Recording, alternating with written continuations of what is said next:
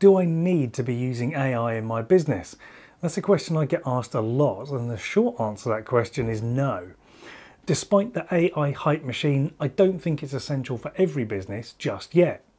That said, it is really good at certain tasks, and if you don't at least explore the possibilities, you might be missing out on a really useful tool. The challenge for any business is knowing where AI offers efficiencies and where it can be a waste of time or, worse still, a real risk.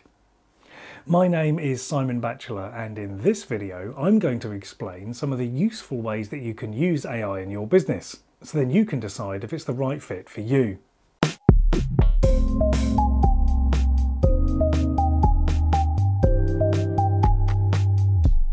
There's a lot of AI hype, but it's not all hype.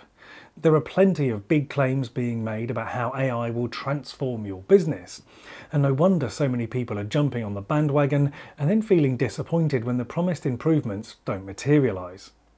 If you tried ChatGPT a few months ago and are now an AI skeptic, I can totally understand. But AI is evolving all of the time and at a rapid pace, and some of those disappointing tools are now several versions on and significantly improved. For instance, plenty of people were rightly concerned about uploading data or sharing data with ChatGPT and it being used to train that AI model. Initially, measures around data privacy and security were, to be frank, unclear. But now, ChatGPT's business license enables you to control how that data is used and if it's used to train the model. You can now keep client data out of the training models with your own ring-fenced version of ChatGPT. This kind of reassurance opens up far more possibilities for responsible use. To illustrate some positive business uses of AI, let me share with you how I'm using AI at the moment. For image generation, I'm using tools like DALL-E, Canva and MindJourney. These tools are incredibly good at generating original images that easily look as good as stock photos. I use them in proposals and even on client websites regularly in place of generic images. Clients have even asked me, where did you get that photo, not realising that it's been AI generated. For checking documents, I use ChatGPT to proofread specifications and other documents I've written for contradictions, missing sections, and to write me a summary. Likewise, it's useful for checking client-supplied documents and suggesting improvements where needed. For my online posts and other content, ChatGPT is really good for summarising the main points and checking that what I intended to say is really coming across clearly. These summaries are then useful to get me started on making LinkedIn posts or emails. I'm going to be making lots more videos about how I use AI in my content workflow soon, so do remember to become a subscriber on my website so you don't miss out. For research and gathering ideas, ChatGPT and Perplexity can also save me time by reading and summarising web pages, ebooks or guides. And if that research finds some great material, then I can go back to the sources to find more detailed information. For analysing data, I use ChatGPT to check and analyse sets of data. One example of this is I asked it to summarise some e-commerce website sales data to show me trends, best-selling products and categories.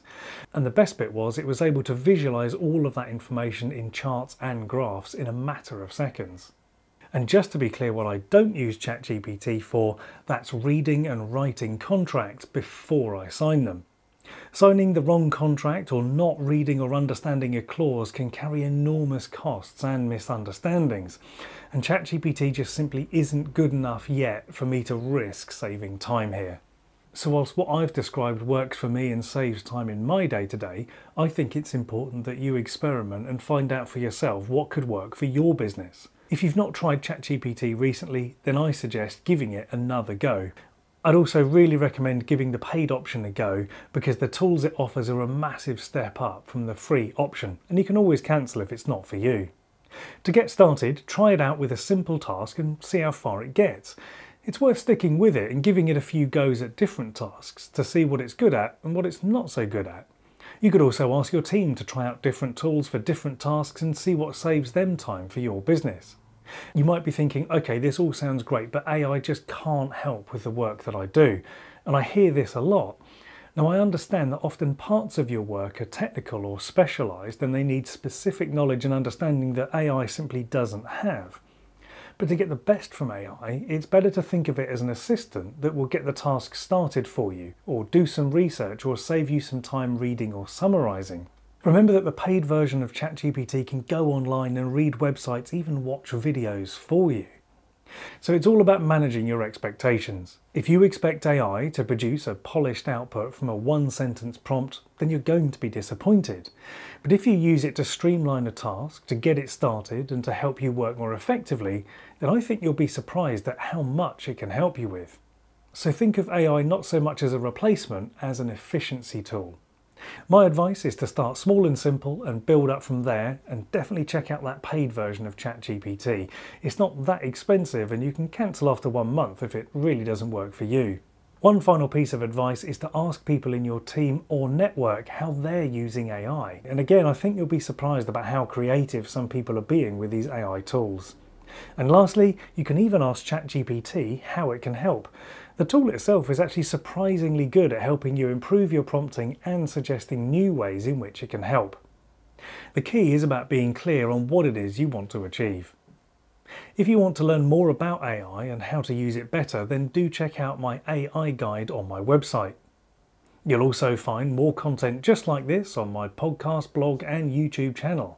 You can find all of that content, as well as become a subscriber to receive my Monday marketing motivation email at simonbatchelor.co.uk. I'll see you in the next video.